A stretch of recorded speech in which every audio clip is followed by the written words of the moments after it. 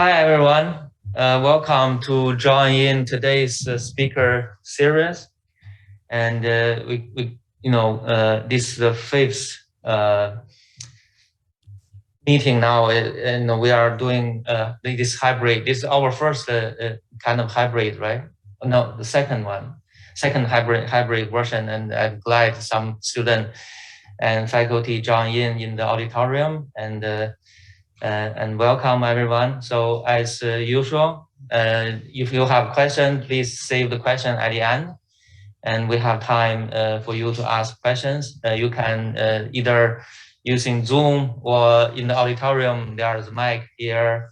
I can bring the mic to you also. So just raise your hand and on Zoom and in the auditorium. Okay, so without further delay, and Sean, I gave the floor to you. You can introduce our today's speakers, Dr. Sumaila. Yeah. Thank you so much. I'm really excited for today's topic and especially for today's speaker. At the Friedman School of Nutrition Science and Policy, we really talk about all aspects of food systems, but one area where I think we just don't talk enough about it is in the areas of fisheries. So are really lucky to be having today's topic. But beyond that, Dr. Rashid Sumaila is absolutely a giant in the world of the economics of fisheries and how we manage them. He's a professor in Tier 1 Canada Research Chair in Interdisciplinary Ocean and Fisheries Economics at the Institute for Oceans and Fisheries at the University of British Columbia, where he's also affiliated with the School of Public Policy and Global Affairs and University Killam professor there. His research focuses on bioeconomics, marine economic valuation, and the analysis of global issues such as fishery subsidies, marine protected areas, illegal fishing, climate change, marine plastic pollution, and oil spills. He shared a lot of information that I think we distribute over the email around some of the methods he uses. I won't repeat that all now because I'm hoping he might get into a little bit of that with his talk today on subsidies. But he's one of the most cited researchers on the topic of global fisheries. He's frequently called upon to give input to both national and multinational governance bodies, not just on topics of fisheries management, but also on related topics such as trade. He was a winner of the 2017 Volvo Environment Prize, and he was named a Fellow of the Royal Society of Canada in 2019. Dr. Sumaila, thank you so much for joining us today, and I'll turn things over to you to launch in. Wow, yeah, thank you so much, Sean. It's whenever the introduction is done, I'm sure it happens to you too. You just feel like, oh my gosh, So thank you for such an introduction, and thank you for inviting me, you and your committee. It's always a pleasure to get to share and learn from each other. So I hope we'll have quite a bit of time for interaction because I really love that. And this topic, we've been working on it for over 20 years. So there's a lot of stuff. And one of my issues was what to put in there. So there might be, I have references here and there, and hopefully I'm just planting seeds. And those of you interested, we can continue the conversation after this. Yeah. Given that you guys are not like us, so we wake up every day and we're thinking about the ocean, about fish. So I thought maybe we could do a little kind of warm up, And I have some questions. Some of you may want to answer, but if not, I will give the answer. So how large do you think the ocean is relative to land, to land, in terms of the surface of the Earth in total? Anybody who knows that? Surely there must be. Yeah. I cannot see the hands if somebody wants to talk. If we were together, it would be very interactive. I really like interactive lectures, or seminars, but okay. So yeah, so then it's 70%, okay, just for information. And do you know how, if you take the volume of space that living things actually live in and can survive in, if you take it in terms of volume, the surface area is 70%, but the volume, you know how much of it is ocean, where living things actually live? It's 99%. So it's just about 1% is terrestrial, because we people, we live on land. We think land is the beginning and end of everything, but it's not really. Most living things, I think they say 95% of living things live in the ocean, and the volume of space is 99%. So this is remarkably large. To make it even more concrete, if you take the Pacific Ocean, which is, I think, the largest water body as an entity, it is at least about 5 times the diameter of the moon, right? So if you have an idea of the size of the moon, that's 5 times. That's just the Pacific Ocean. So this is massive. And what I like to say is that if you mess up 70% of anything you care about, then you are in trouble, right? You're left with only 30%, you are in trouble. And many of the students online now, you wouldn't be at TEFs, you wouldn't be where you are now if you were scoring 30% in your exams, right? You won't do it.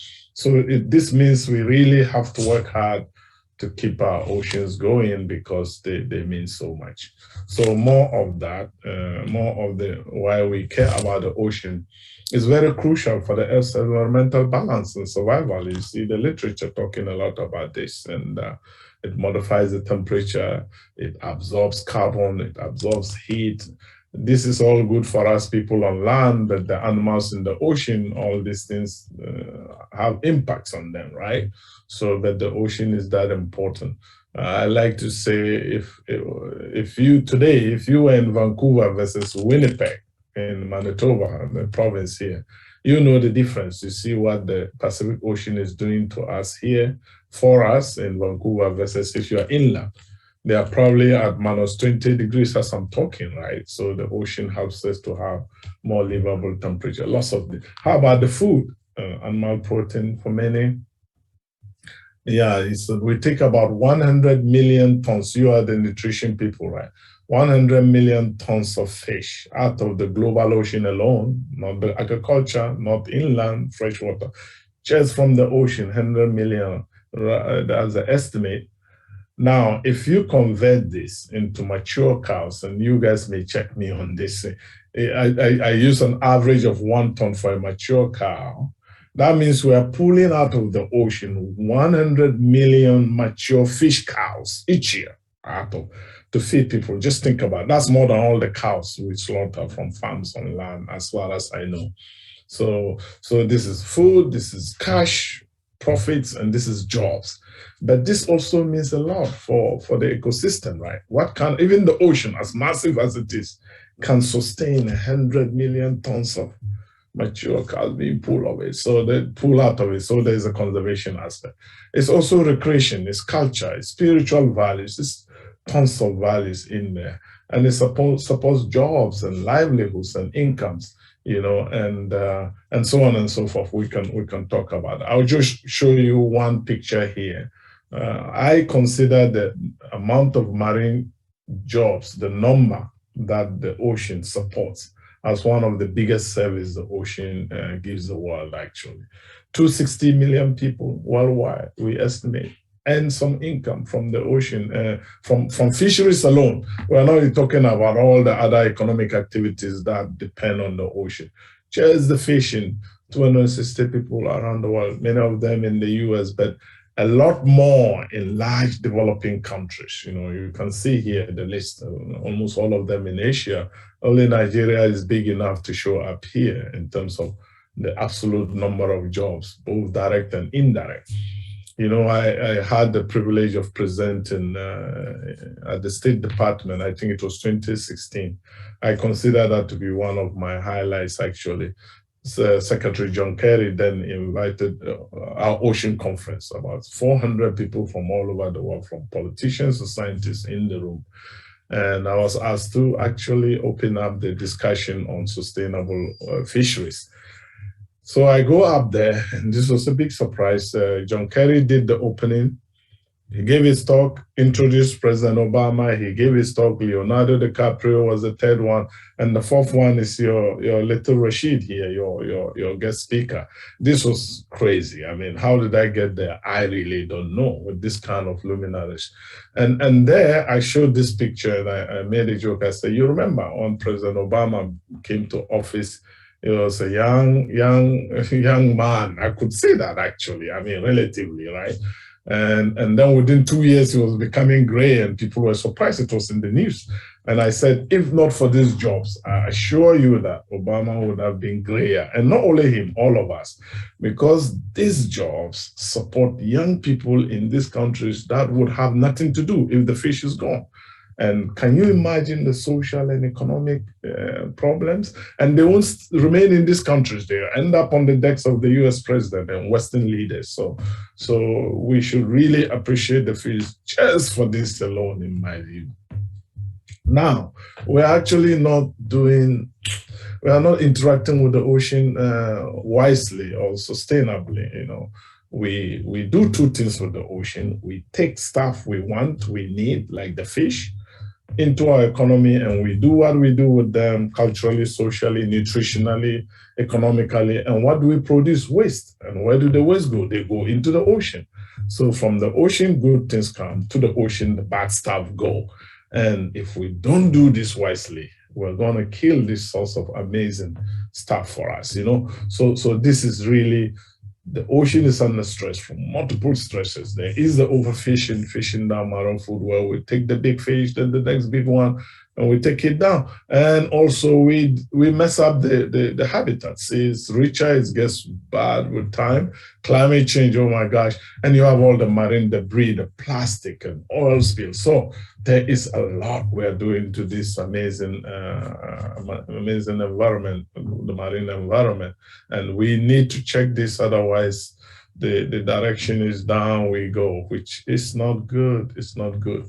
And when we talk about conserving the ocean, it's really because it matters for people at the end of the day, right? We love marine biodiversity.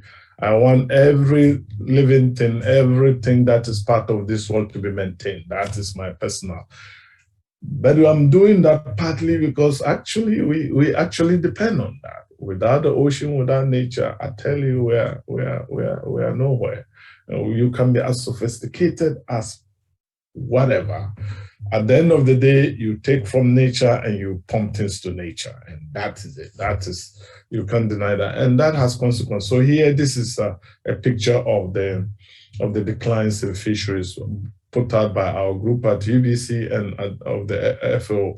The trend is that more and more we are taking fish from depleted, overfish, and sometimes crash systems, and that is what you're seeing. This guy says that all the shrimp I get. People have told me when I travel around the world, we go half a day and we fill our boats just a few decades ago. Now we go for a whole week, we cannot get the same quantity. And we're getting more and more what are termed environmental refugees. This lady here, life is just impossible in her place. So what do? You carry whatever you can carry and move your body. People move when things are really tough. That's the history of immigration all through our history. So there are consequences here. So what do you do with this? This is a figure we put in the paper recently, me and my former PhD student. And the idea is simply that you have people and you have the ocean or nature. And we do things, as I've explained, and the way we design our policies and take action, for example, policy on subsidies, which I'll get to, how we manage the high seas, which I will get to, you know, that can be structured in a way that negative feedbacks are reinforced between people and nature and nature and people. Negative feedback, and subsidies is a good example. What we are doing just leads to negative feedback from people and nature to people. how we manage the high seas too. What we need to do is to do policies, create policies, take actions that actually lead to positive feedback from people to nature and nature to people. I think overall our action, that should be the goal of every policy maker in this arena and actually everywhere. But actually, if you look at practice, a lot of the times we are doing the negative feedback thing, as I will explain. Now we get to our subsidies. This is the basic theory. I'm not going to belabor you on this. There are publications I think I've cited there where we explain the whole thing is, if you are a biologist, you know or bioeconomist, you know the Gordon-Schaefer model is our basic model. It just describes the fish population, what is in the ocean, and what it can yield in terms of the natural growth of the fish, right? And therefore, you can structure your fishery around that. If you want to be sustainable, you don't take more than nature can give you. Otherwise, it's like raking your bank account. You have capital, you take more than the interest or the return each year, then your capital is shrinking. That's the same for fish.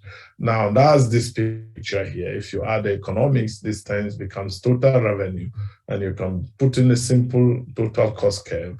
And this simply tells you different possible equilibria for the fishery. I'm doing this very quickly. I don't know how much of this you've already come into contact with, but hopefully it's not too far. So here, if you look at this picture, this is without subsidies. If you leave the fishery alone, no regulation, no control, open access, the tendency is to come and fish hard until you reach here.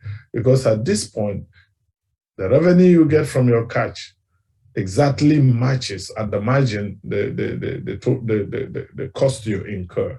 And if you are thinking economically, you will never go up with more effort than E3, because why? If you are here, this is what you make in revenue, and this is what it costs you to get that revenue. This is a loss. You don't want that if you are economically thinking. So they will always push back here. And here too, you don't want to be here because this is your cost, this is your revenue, there's still money to be made. So you want to push this way. And this is a natural equilibrium. And most of the time, that is bad for the fish, right? We overtake. Now, if you are looking to maximize the total quantity of fish you take out, you want to do what the biologists advocate. You want to take the maximum sustainable yield that the natural fish stock can give you, right? Some fish grow very fast, some are slow, and they will yield you less depending on how fast they grow, and that will dictate how much you can take at the top, and that will give you the most fish. If you're an economist, you want to make the most money, then you want to be here because see your cost at the margin and see the revenue. This gap is maximized. So that's basic bioeconomic theory. This is all without subsidies. If you don't manage well, this is where you will come up to. Now, let's imagine the government pays part of your fuel bill and that leads to a swing in your total cost to here. Then you can see your E3 has suddenly moved to E4. This is the new E3, and that means more fishing effort, which means less fish in the ocean at the end of the day. And that is why most of us don't like subsidies that lead to this overfishing. All right, quick primer to subsidies. So in 2001, the global community mandated the World Trade Organization to actually do something about what we call harmful subsidies that lead to overcapacity and overfishing. So our group, around that time, we also started really compiling data. We built a global database, which we have been refining year in, year out, and doing analysis to support the work of the WTO members as they try to work their way through this. So what are the types of subsidies? Because not all subsidies are not bad, as always, right? As most things, you can actually have good subsidies versus bad subsidies. So we have to identify this. What is the amount? What's the total? And then we talk about what goes to small scale, large scale. Another part I wanted to do in the abstract I talked about was looking at the burden of the subsidy a country gives around the world. But I thought that would be too much material here, and that has not been published yet, so it didn't manage to get in. But there is enough for us to play around. So we define beneficial or good subsidies as any expenditure by public entity that helps us invest in the fish stocks to ensure that they are sustainable.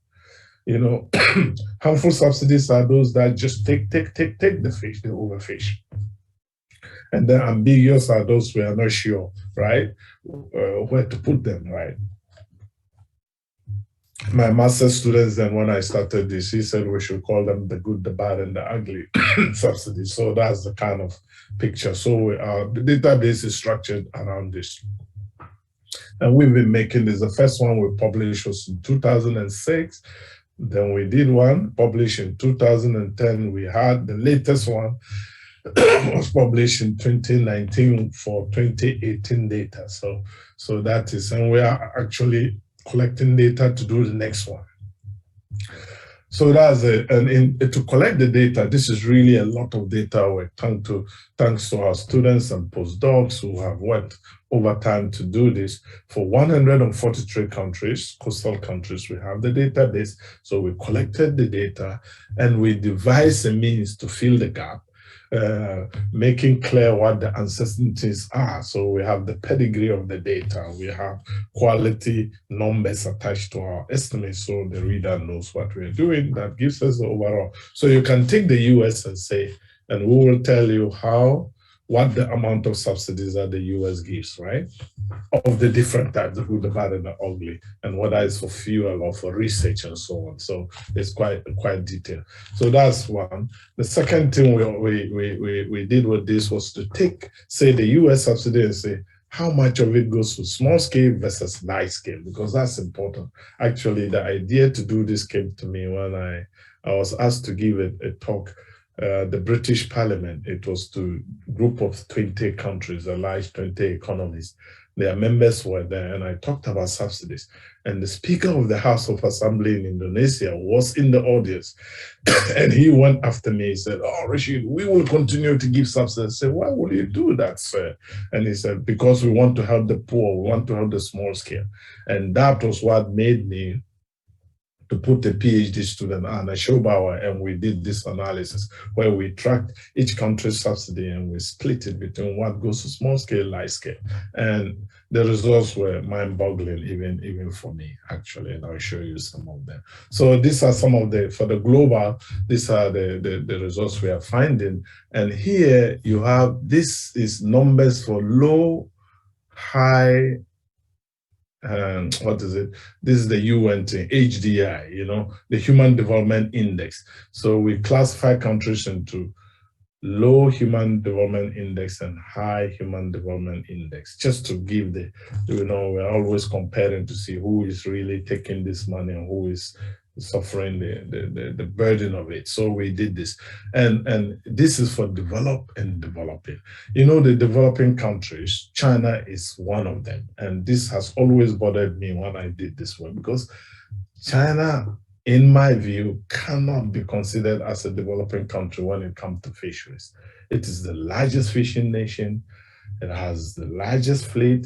It has $1 trillion of reserves. Come on. So at the first estimate, I pulled them out of the developers. Said they cannot be, and put them in the developed country. And they went after me like crazy. So this is what I do. I present low income and high income, and they fall in high income. So that's why you see that when you say developing with China and similar countries, 72 of the subsidies actually are by developing countries, right? 28 by developed. But when you do according to low HDI versus high HDI, only 14 goes to the truly developing countries, where with low income. So that was the reason for this split. But you see the picture.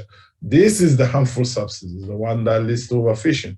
This is the good one that supports management, monitoring, control, research. And this is what we don't really know where to put. And that gives you a quick picture of where the money is where the subsidies comes from, right? And here, different types of subsidies. Here you see some stars and some zeros.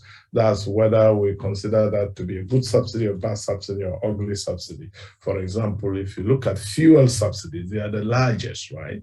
And they are not good. So we put zero. That's the superscript here. And it's developing, develop.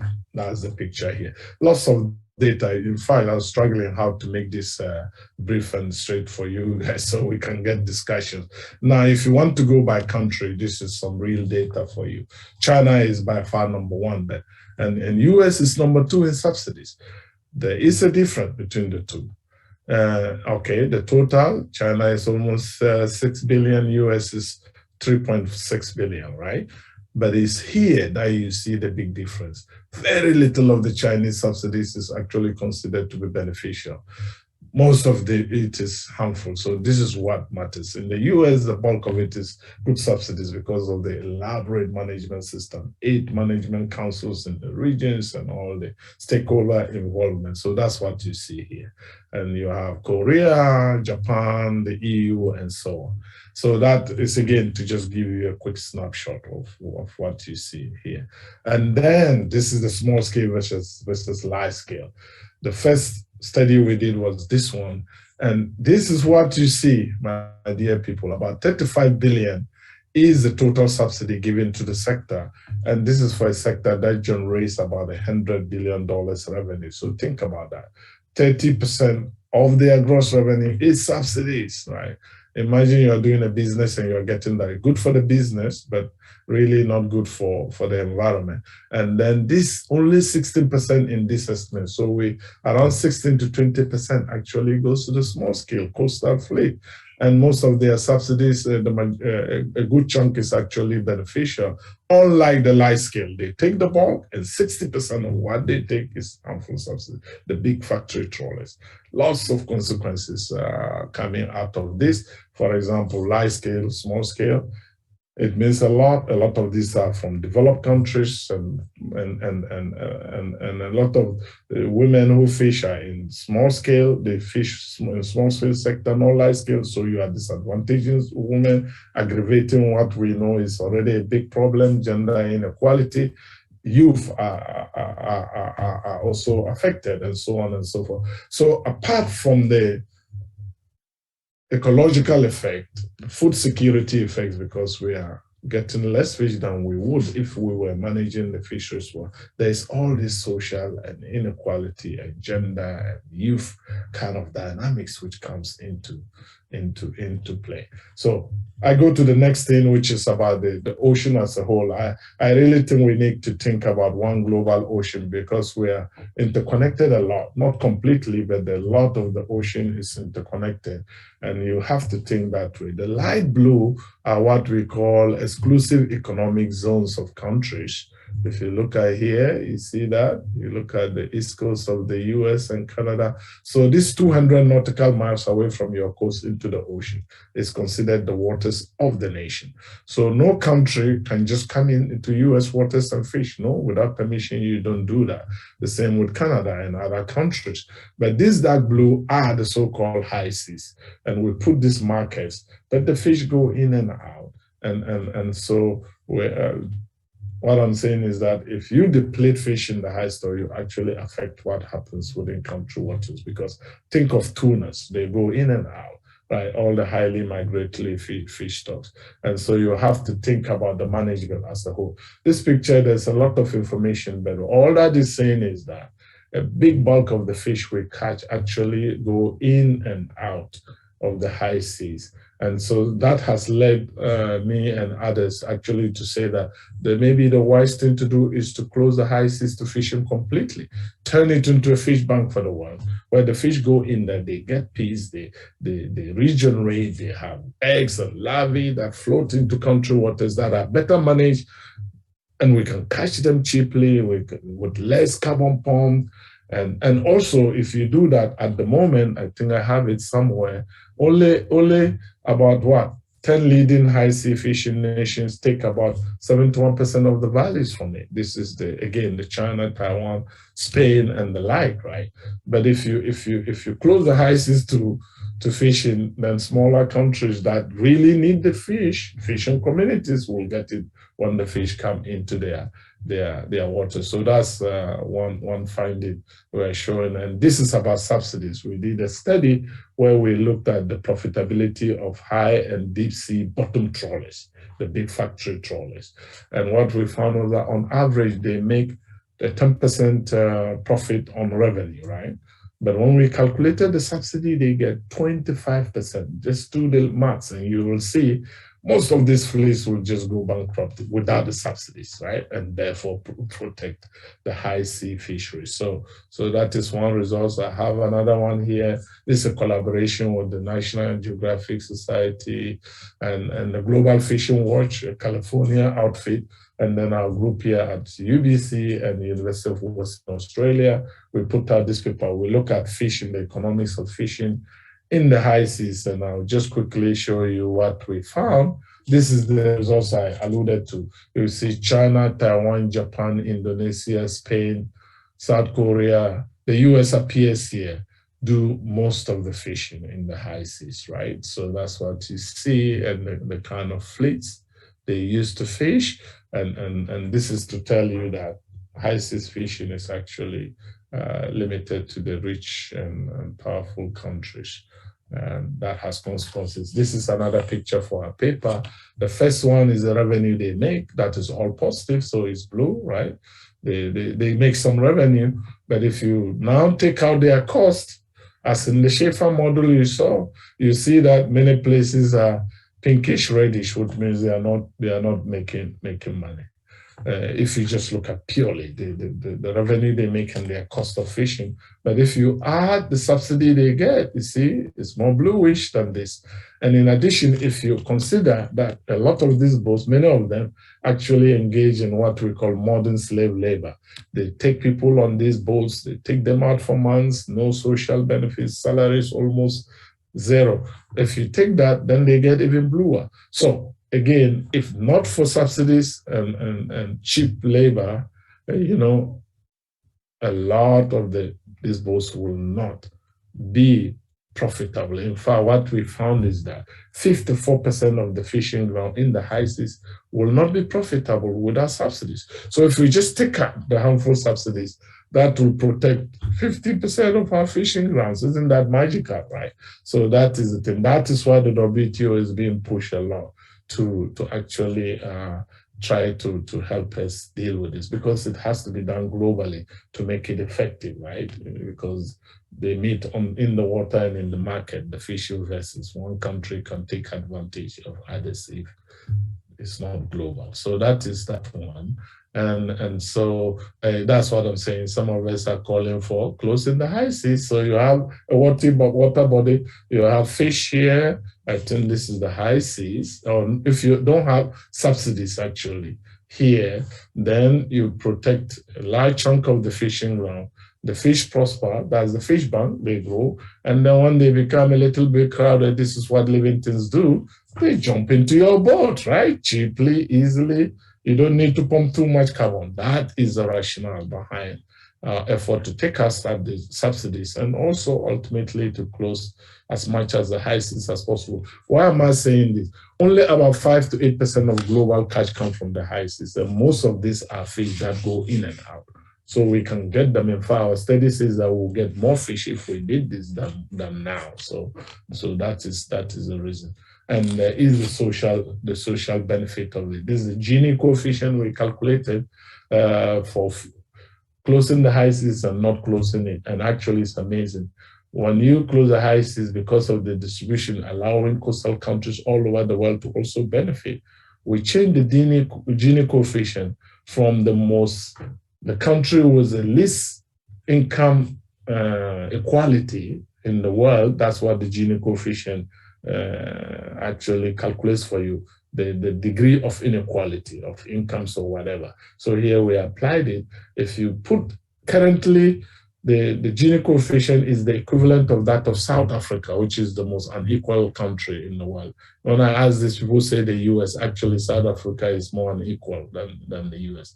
And if you make the high seas a fish ban, or you take out the subsidies, you will turn that into the the country with the least income inequality in the world. And at the time we did this is Sweden. So that is what will happen on the social side. So the lots of benefits on biodiversity, economics, climate, and on social consequences. So I will just say thank you all for listening. I don't know, I've taken you through a lot of material, but I hope we can have something to discuss now. Thanks a lot.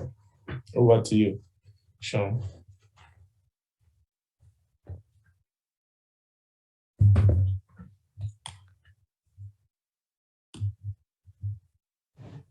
So actually, my colleague, Aaron Coughlin de Perez, is going to be moderating the questions and comments. Yes, there we go. I think we are unmuted now here in the auditorium. You just received a round of applause, but you couldn't hear it.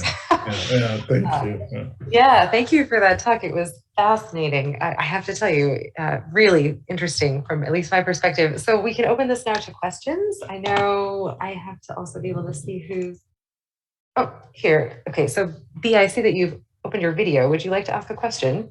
And then I can also try to monitor both Zoom and in-person people. You could just walk right up to the mic in person. B, do you want to kick us off? Well, other than saying that was the most informative, I've never seen such clear visuals to make a really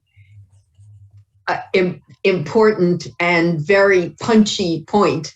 No, I just turned on my video because I could. I finished eating, but I will.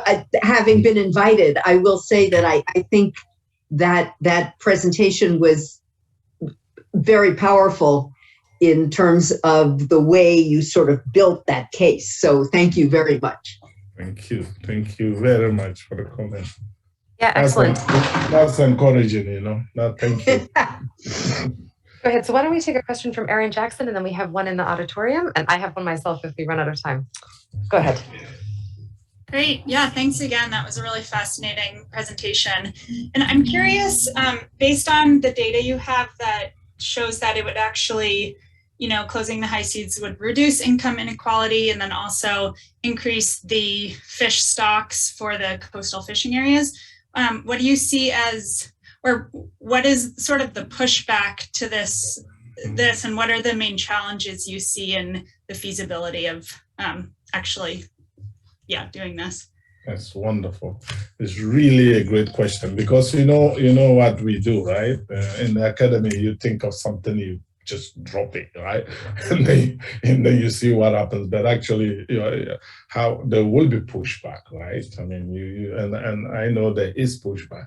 The 10 countries or so, they don't like this. I mean, the first time I said this, it was to the Global Ocean Commission, and there was a senior Russian official in the audience. And he really didn't like this. Oh my God, he was so unhappy, right? So you have pushback from big nations, distant water fishing fleets. But then the good thing is, we met again in another, because it was a series of meetings for the Global Ocean Commission. So when we met 6 months later, this was now in New York, and he actually came to me and said, you know what, how about we close the areas of the high sea that are currently not managed at all by regional fisheries management organization. So this is the beauty to me of this kind of ideas. Even such a guy who was really unhappy in the beginning, thought I was crazy, had to reevaluate and move the bait. And so I find that good. But there will be opposition from these countries who are benefiting now. And they are big, powerful countries, as you can see, right? The good thing is there will also be support, from a lot of countries, many more. When we published our paper, I got invited to the UN at least 3 times right there. So I was invited by the G77 countries of developing countries. And then I was by the Caribbean countries and the Pacific Island countries. They just loved it because they can go out there and they will benefit, right? That's what they calculate. So there's a big constituency that can help push. And so we can either shame people or whatever, how we get countries to do. If enough of us push for it, we can actually get it. And I have even more good news for you, right? We have our first large high seas marine protected area already, in Antarctica, in the Ross Sea. This is managed by a group of countries, usually the big ones. And that is one of the last things for the ocean that Senator John Kerry again and Obama managed to push through. I don't know how to do it. If you have a way to get me to interview them, I would love to do that. Because China and Russia were against this like crazy, but somehow they managed to get them to sign to be on board. I'm really amazed how they did it. So there is that. Now you also have technical issues. How do you monitor, right? People have asked me that. So there are issues to be worked out, but hey, let's start moving, right? That's how the world changes. For sure. That's absolutely inspirational. Go ahead. Would you like to ask the next question? Thank you so much. This has been great. I was curious, you mentioned early on that we needed to create policies that create positive feedback between people and oceans. I was just wondering if you could provide some examples of what that might look like. Super. We should continue forever. The questions are just wonderful, right? Because, you have a talk and you miss out. So this is really cool. I have a few examples, actually. One that I like giving, and it originated, I believe, in Germany, but in Europe somewhere. What they were saying is, after seeing the subsidies, all the debate and the data, they said, okay, we are now going to think of a way to use our subsidies, our taxpayer money, in a way that helps the environment and helps the people, which is beautiful, right? Because we all want people to have a decent livelihood. That's a given, but we also want our environment to go on, right? So this idea is we will pay fishers that are targeting overfish and depleted stocks. We will pay them to go fish for plastic. Just think about that, because we've already put so much plastic in the ocean. They shouldn't be there, but they are already there. So, and some people like to be on the water. It's their way of life. They enjoy it. So we will subsidize them. But when you go, don't catch fish, catch plastic, clean up the ocean. That cleans the ocean, which is great. That gives the fish a break. They can come back. Usually they do, if you give them the time and the space. And the fishers have their livelihood. My God, what is not to like here? So that is the kind of creative things we need to do, right? And there are other examples in Mexico. I visited a coastal place. What they do when students come back for long vacation, they actually hire them, the Department of Fisheries, to collect data, to also help monitor illegal fishes, right?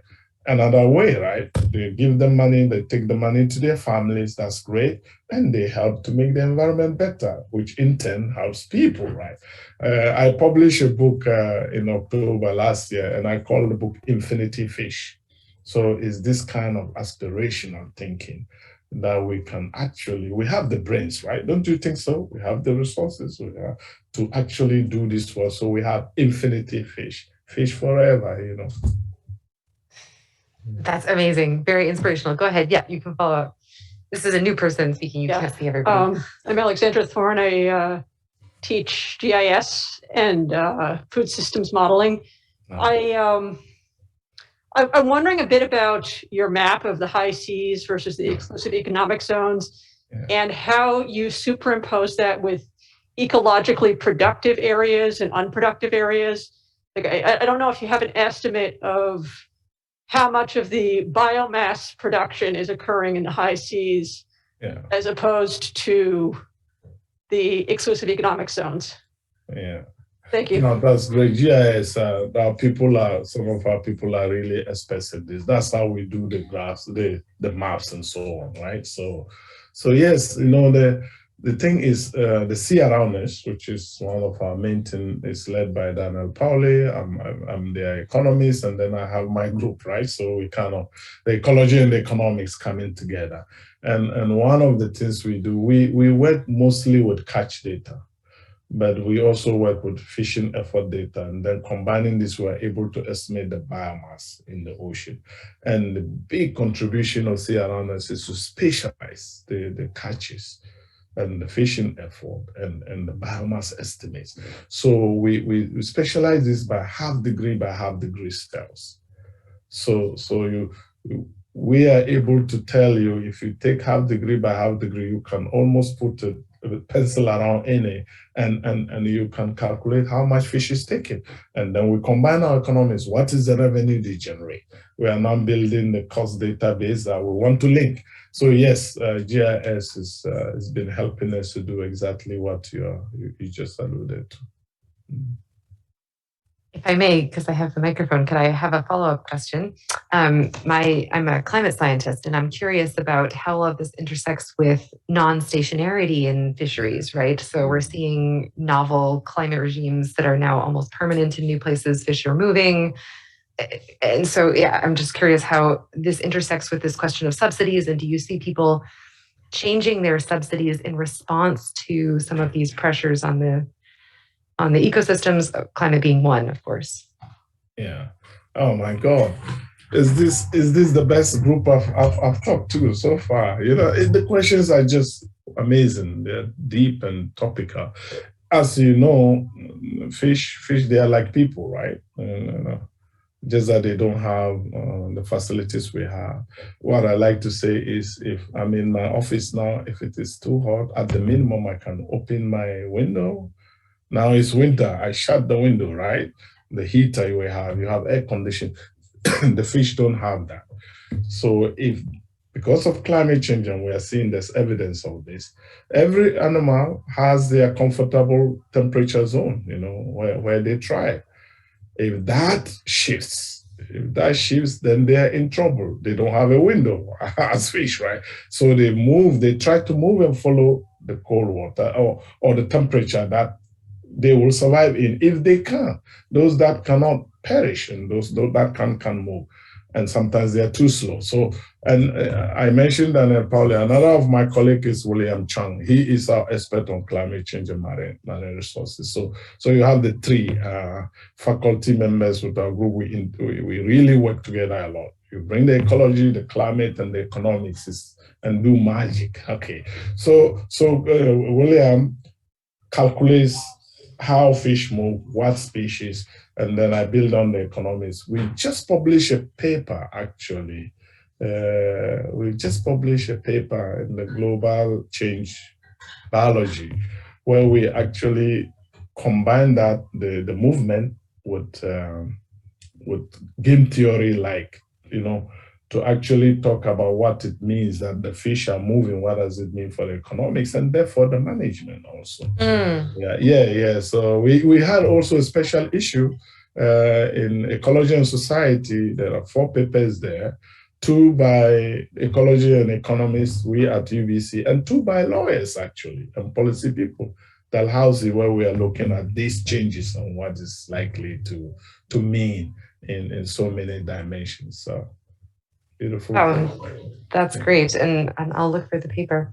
Other questions in person or online? Feel free to raise your hand and unmute. Let's see, Brian, are you asking a question? Oh, that's my Keza. Oh, my Keza is sitting on your square, and I thought you raised your hand. Erin, if no question, I can ask one. Yeah, great. Go ahead, Chantal. I'll change the camera back so we can see you. Yes. This is Chantal. I have one silly question. So, you know, I like eat fish.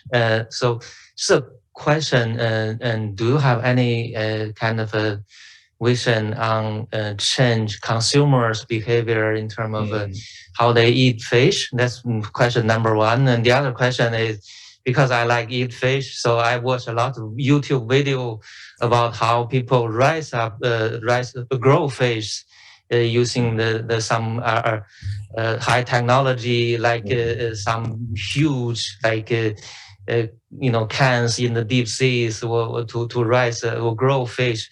And how do you think that behavior or those technology can change the landscape of fishery kind of things? Thank you. Yeah. Another great question, actually. So essentially you're saying, should you eat fish or not, or should I eat? You know, so a question that was more brutal than you said. you, Rashid, after all you said, do you eat fish, right? So that's essentially what question you're asking. And the answer is I do, actually, I do. So, but then the question is how do you do to try to minimize your impact, right? And years ago, I had a presentation. This was in DC. It was AAAS meeting, actually. And then the title of my talk is, whose fish are you eating, yours or your granddaughter's, right? And to me, that was very, since I wrote that title, I believe I've dropped my fish intake by a large proportion. And these days, for health reasons, for us, you're getting older, I'm eating more and more vegetarian, right? So there is all those moves. So that's what you can do. And another thing is, if you eat lower in the trophic level, that is a bit more sustainable. Like the tunas and anchovies, they are very productive, right? There's one crazy fish in East Africa. It's called kapenta. Kapenta, I think is a local name. This fish, they take 90% of it and it bounces back by the next year. It's unbelievable, right? So those are sustainable, and you can find a way to do this. But the more and more I'm thinking, those of us who are lucky to be in the rich parts of the world, maybe we can start thinking of eating fish like taking medicine, So you do it on special occasions, right? So that there will be fish for those who really, without the fish, they will starve, right? Global community. So that's what I would say on the first one. Fish farms. Fish farms are interesting. I have a special relationship with fish farms. I really do believe they have a role to play. And they have been growing. The FAO is always celebrating that 8% a year and so on. And so to me, we need to do it just like everything, wisely, sustainable agriculture, no subsidies, because they're beginning to pump a lot of subsidies, all the high seas and deep sea agriculture. They can't survive on their own, right? And I say I have a special relationship with agriculture because I gave a talk years ago and somebody came to me and said, why do I care about wild fishery sustainability? He said, we can feed the whole world in one high-rise building through fish farming. Yeah, I can see you smile, right? This shocked me, like I said. And I didn't know that in Holland, they actually do a lot of animal house boundary in buildings, actually. So it wasn't from nothing. But then I turned to him and said, oh my God, that high-rise building might be really high, right? And the second thing is the high-rise building going to give you all the inputs you need, water, whatever? And is it going to just swallow up all the waste created, right? So that I have a paper which has gone back after revision, and the title is Agriculture Over Optimism. I think there's a lot of agriculture over optimism. It can help us, but if we overdo it, we are going back to the same problem that we, the people, we usually do too much of things. We overdo this, and so. But there is place for agriculture. The good agriculture, there are two types. You have salmon, tuna. They are flesh-eating fish. You have to feed them with fish in order to create that. So biologists tell me, look, why not just eat the thing you crush to feed the fish? So you eat the fish, you go for the anchovy. They are more plentiful, and actually they are delicious and also nutritious, I'm told by medical people. So there you go. Fascinating. I'm glad to hear your cautious optimism on the topic. Other questions from the audience, or go ahead. Yes, can I ask about enforcement and about sort of new technology? I think of the high seas as a very big place, and that detection seems like a challenge. Yeah. Would a ban on high seas fisheries be able to distinguish between fishing vessels and non-fishing vessels, and research catch versus commercial catch? Yeah. No, it's really not easy, I have to concede. I mean, the high seas is 2/3 of the ocean, which means that it is 50% of the surface of the earth, just the high seas. So in a way, we are asking the world to to close half of the surface of the earth from fishing, right? Which is crazy. Just to digress a bit, in Washington University of Washington, I gave a talk about closing the high seas. And one member of the audience came to me after that and said, "You, this guy, what do I do with you?" I said, "Why? You stand here and tell us to close half of the earth from fishing with a smile. What can I do with you, right?" If I did it with the face, he might actually knock me off. But say you do it with a smile. What can I do? So it's large, and therefore it's going to be difficult to monitor. Two things that make me hopeful, or even three. Number one, technology is really improving. You asked about differentiation. The Global Fishing Watch, you can Google them. Actually, if you go there now, they are able through satellite to show you the the vessels actually active now in almost any part of the ocean. That's how crazy they are. That's a Global Fishing Watch. And we had to collaborate with them to do the high seas fishing paper I mentioned to you. And I think the technology is only improving. So that's one. Number two, when you have a closure like that, it actually can simplify your management, because whenever you see a fishing boat there, you know what they're doing. There's no debate, no discussion, right? You have to check whether they have license. No, you don't have license. So that in itself could be helpful. I said there's a third one. Which one is that? I had another. The other thing is we could also set up some regional technology monitoring systems like they do for tsunamis. After the huge tsunami, I believe we now have some tsunami warning stations around the world that warn regions about. So we could do this. So I'm just optimistic that it's possible, right? But it's not easy. I agree with you. And a follow-up question related, I've heard that marine protected areas have had questionable outcomes in terms of being as amazing as we thought they would be. I'm just curious if you could reflect on that related to this in terms of ways to actually make that more successful. Yes, yeah. So marine protected areas, these are parts of the ocean where either you are not allowed to fish at all, then they become marine reserves, or they are marine protected to some extent. Either you can say no bottom trawlers here, or what. You have all sorts of restrictions to try to manage the fisheries. So these are marine protected areas. The world had a target of 10%, and at the global level, we like targets a lot, and that is probably part of what you are alluding to.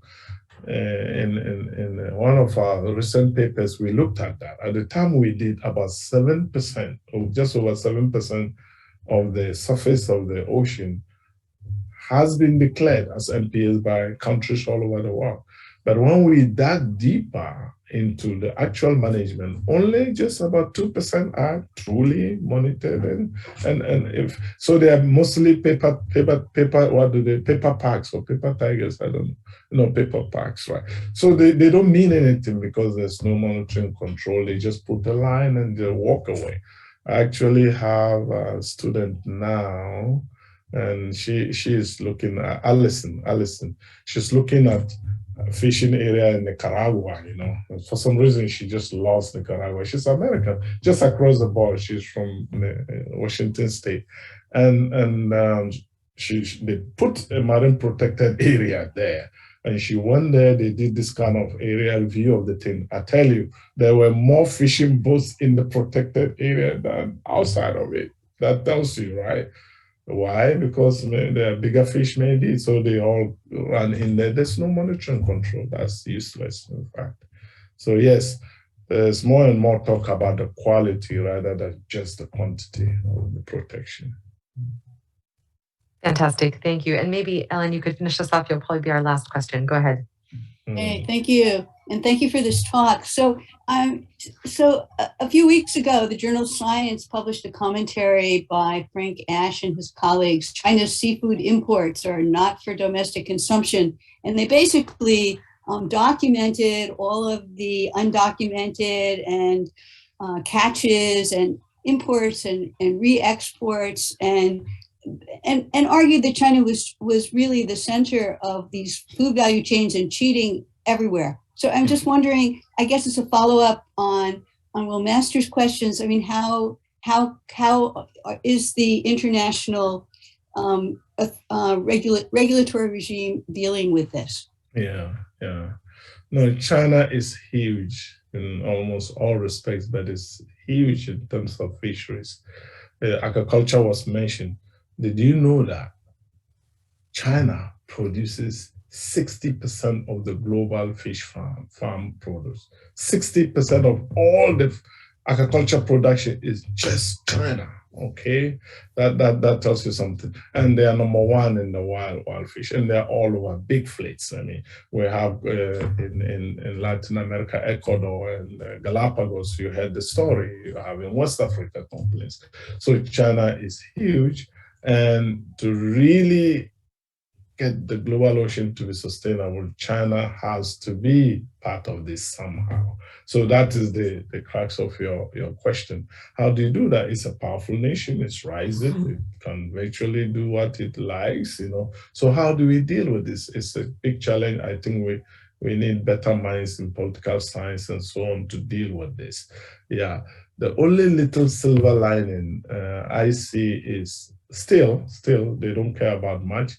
But still, I think China cares a bit about its image outside. So that might be some leverage for us. And they are also trading everywhere. If the rest of the world can actually find a way to say, look, you have to respect our ocean or we don't deal with you in one way or the other.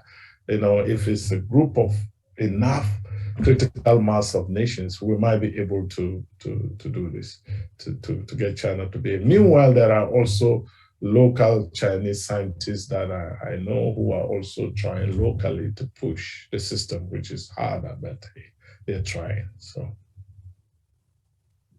Fantastic. Thank you. Maybe we'll try one more round of applause that maybe you can hear this time from the audience. Thank you so much. This was an absolutely fantastic talk. I'd like to echo B's comments. And so we'll be in touch, of course. And thanks so much for joining us today. Thank you so much for everything and for the patience. Karine, are you there? Yeah. Karine sent me come say hi. So many stand up. emails. I thank you so much. It's just getting crazier. You know how life is, right? I mean, yeah, each one of you know about this, just managing your email. There was a time I was in Namibia, I was working with my colleague, and after 2-3 days, they said, you know what, Rashid? I said, what? Your email alone is a full-time job. That applies to, yes. So thank you so much for the patience. I enjoyed this. I'm grateful. Thank you. Yes, a huge thank you to Karine. Wonderful. Thanks. Bye-bye. Thank you, Rashid. Bye. You're very welcome. Yeah.